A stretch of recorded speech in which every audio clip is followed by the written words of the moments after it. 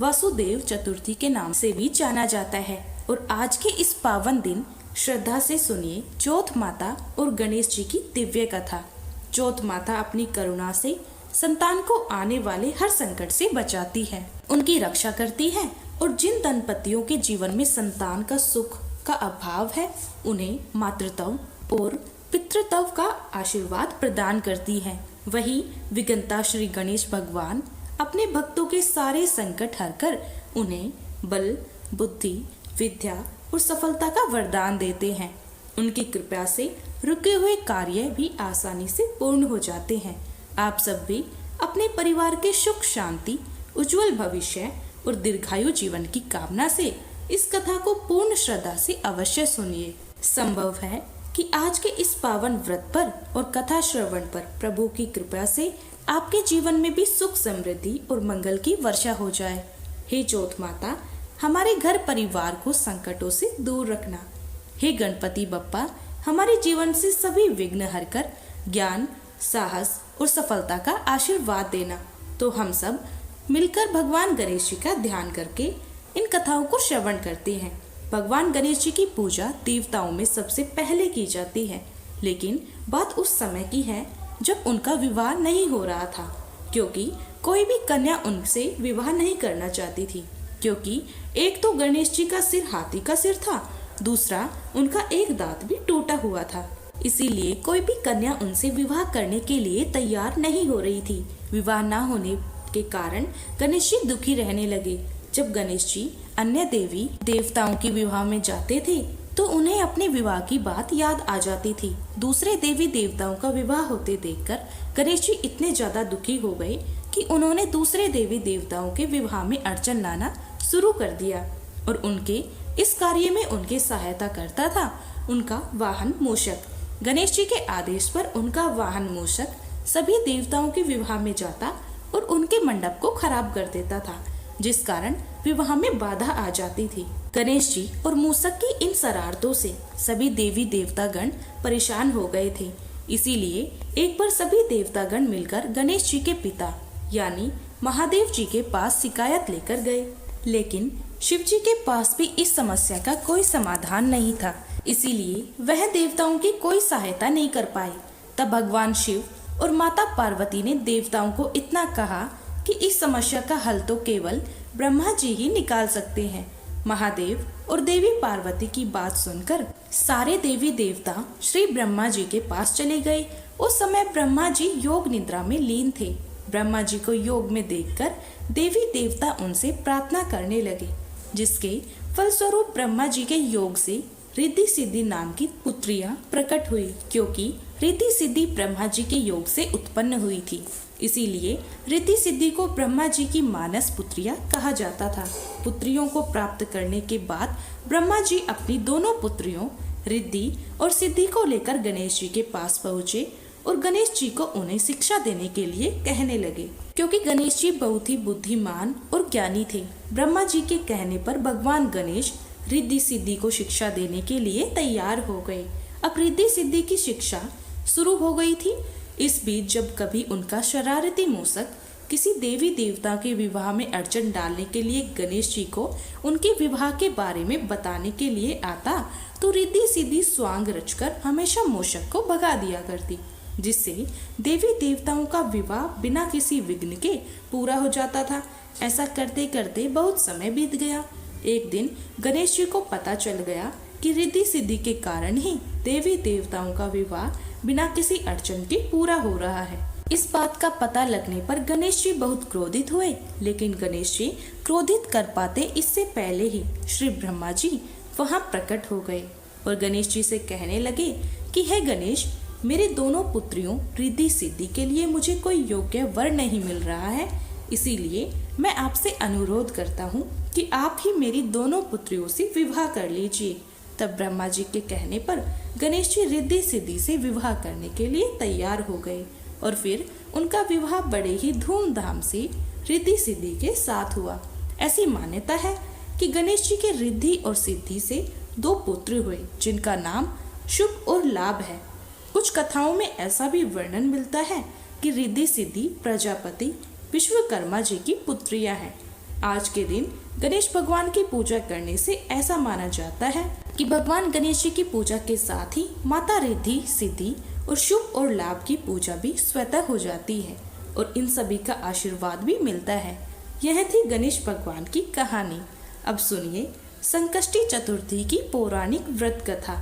एक समय देवी पार्वती जी ने गणेश जी से पूछा, हे गणेश जी, चैत्र कृष्ण चतुर्थी को गणेश जी की पूजा कैसे करनी चाहिए? इस दिन भोजन क्या करना चाहिए?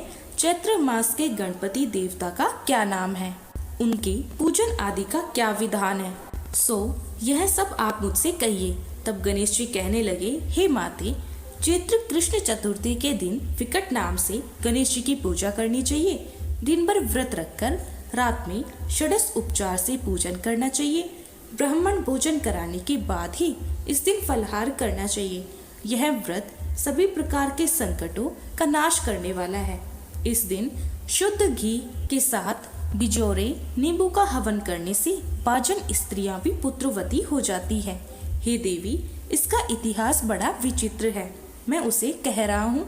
इसके स्मरण मात्र से ही मनुष्य को सिद्धि मिल जाती है। अब हे माते, आप भी इस कथा को ध्यान पूर्वक सुनिए। प्राचीन काल में सतयुग में मकरध्वज नाम के एक राजा हुए। वे अपनी प्रजा का बहुत अच्छे से पालन किया करते थे। उनकी प्रजा भी उनसे बहुत प्रेम करती थी।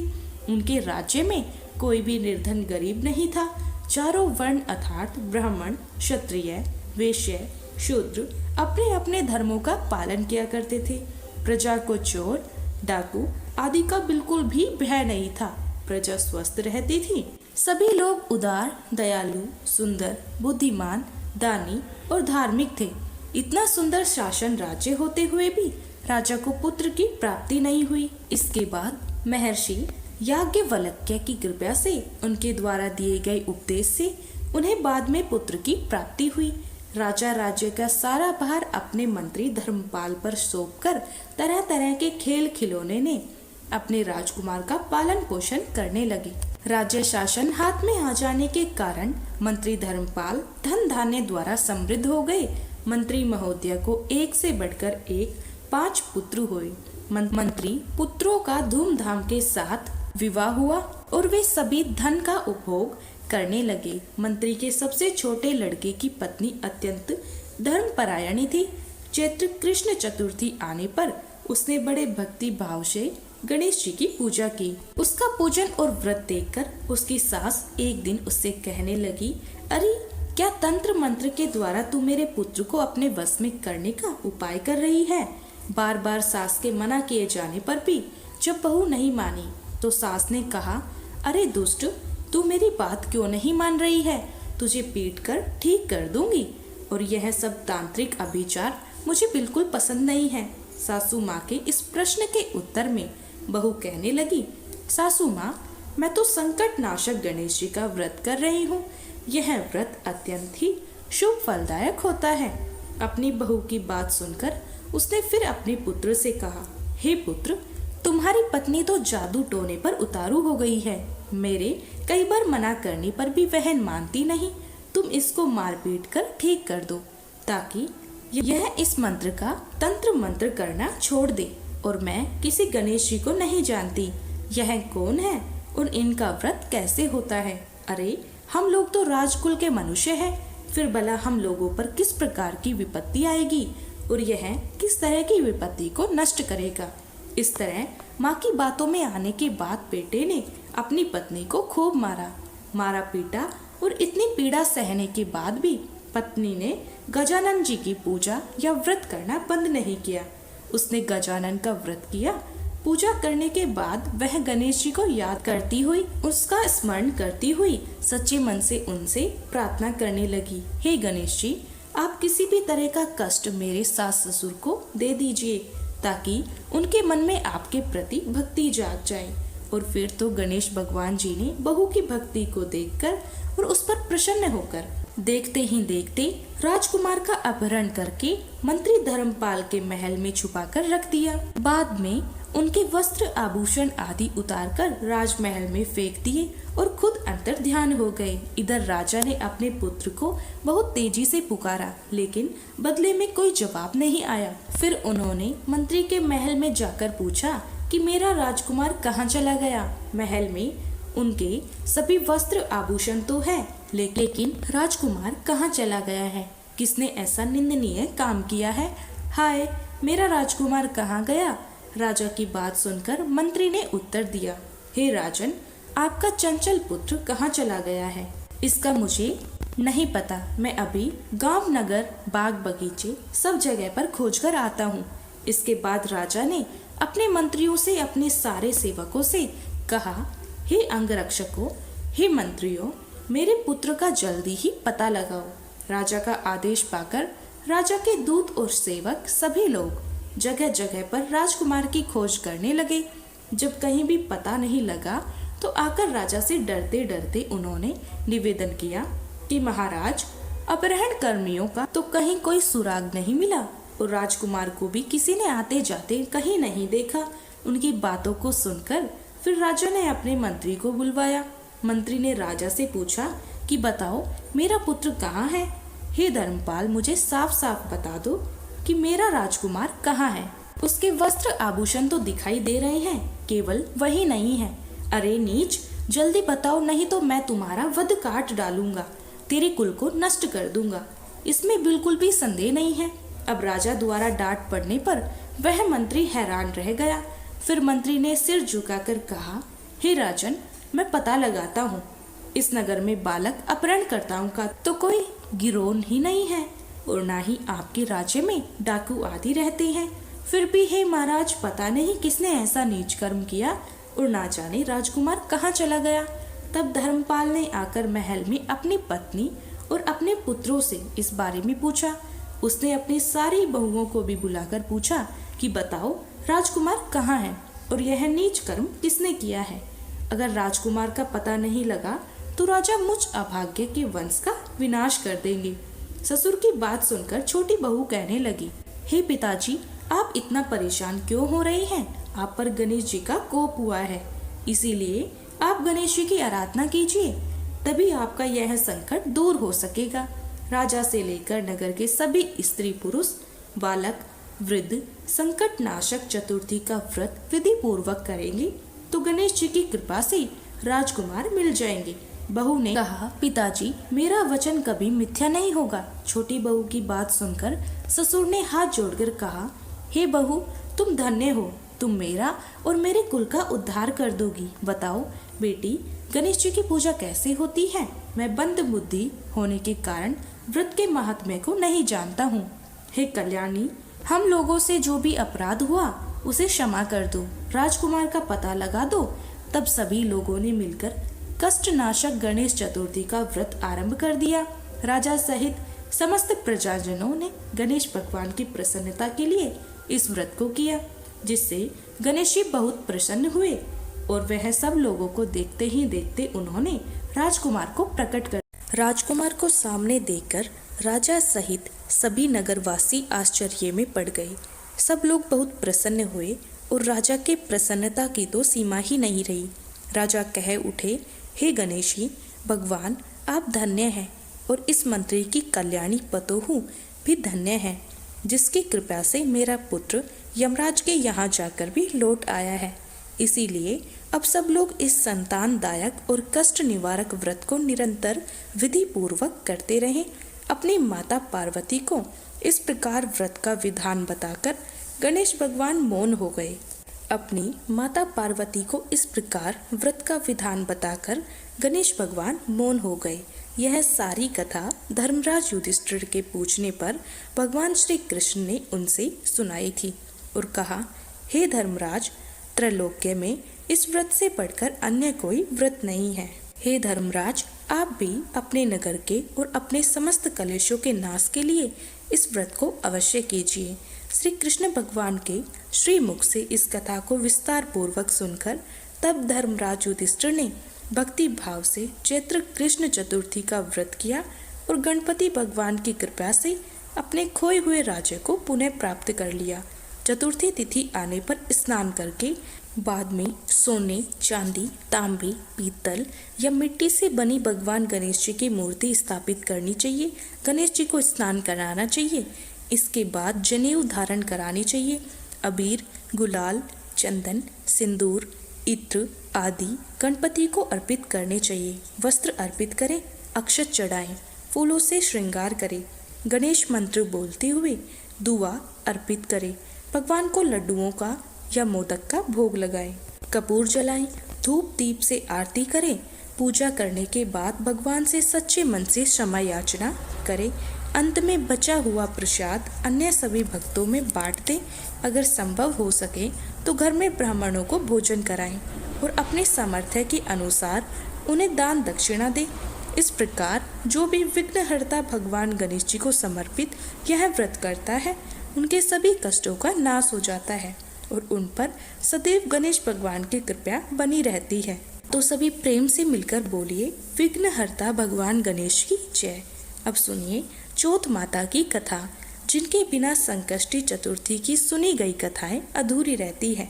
प्राचीन कथा के अनुसार एक बार एक सेठ सेठानी थे। उनके एक बेटा और एक बहू थे। बहू सबको भोजन कराकर फिर स्वयं भोजन करा करती।